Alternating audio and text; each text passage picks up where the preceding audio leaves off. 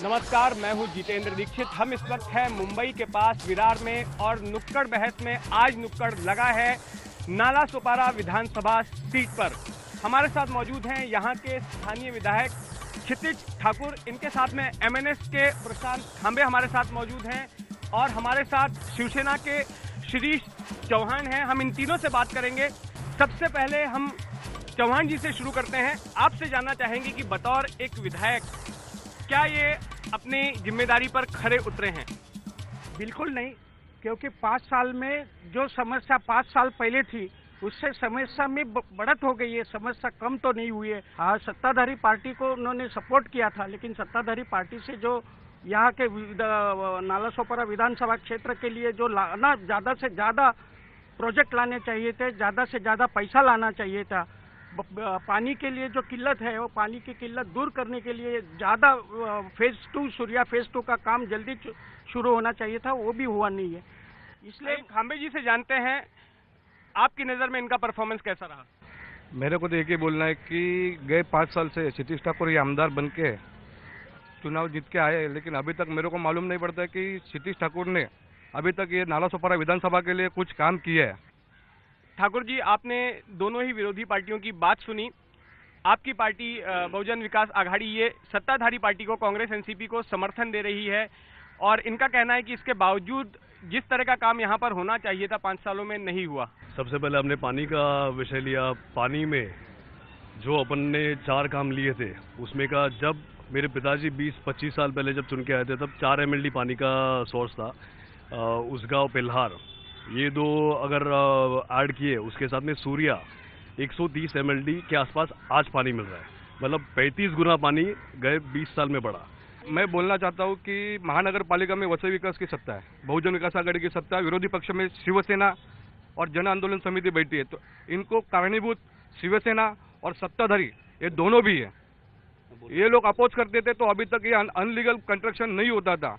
आप बतौर विपक्ष जो है, एक बड़े विपक्ष के तौर पर आप कामयाब नहीं हुए, ऐसा इनका कहना है। हमने नगर पालिका में जितना इलीगल कंस्ट्रक्शन के खिलाफ बोलना था उतना बोला है और आयुक्त के सामने भी हमने पत्र व्यवहार किया है कि कितने जगह इलीगल कंस्ट्रक्शन बढ़ रहा है। हाईकोर्ट में PIL दाखिल है, कितना वर्तमान पत्र ने उसकी धज्जियां उड़ाई है। इलीगल कंस्ट्रक्शन देश में सबसे बड़ा ड्राइव, जो नया इलीगल कंस्ट्रक्शन बन रहा है वो तोड़ने का सबसे बड़ा देश का drive Vasai Virar municipal corporation ने किया था। सभी मानेंगे, सभी मानेंगे। एक मिनट नहीं, हम बोलना चाहते हैं वसई विरार मेरा मुद्दा कंप्लीट होने दो, मेरा मुद्दा कंप्लीट होने दो, बोलने दो। Vasai Virar satellite city declare हुआ है, लेकिन इनके ही अनलीगल को लीगल बना के, एक तो GR पास नहीं है, DCR पास नहीं है, फिर भी इन लोग के कंस्ट्रक्शन 7-7 माला, 14-14 माला, 21-21 माला के काम चालू हुए।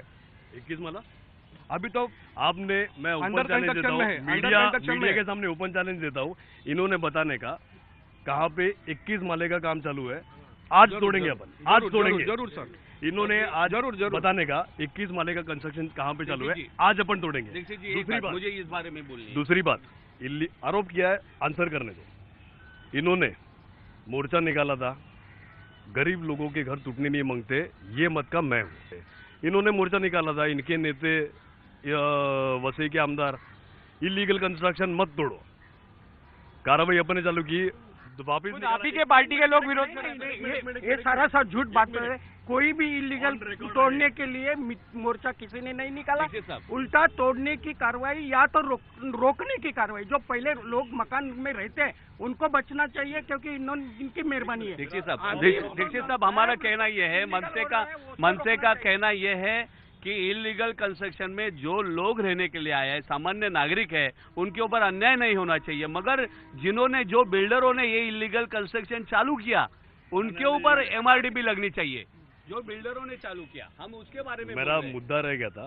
पहले मोर्चा निकाला इलीगल कंस्ट्रक्शन मत तोड़ो, बाद में निकाला इलीगल कंस्ट्रक्शन तोड़ो।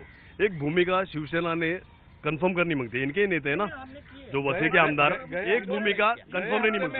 और दूसरी बात, इनके रिलेशन में कितने लोग इलीगल कंस्ट्रक्शन में आरटीआई डालेंगे ये, पहले आरटीआई डालेंगे ये, हमारे अगर आरटीआई डालेंगे ये। हम लोग महाराष्ट्र महानगर पालिका में, वसई तालुका के ओर से महानगर पालिका में आरटीआई डालेंगे, उसके बाद में वो आरटीआई वापस विड्रॉ क्यों करते हैं? सेटलमेंट हो जाती है क्या?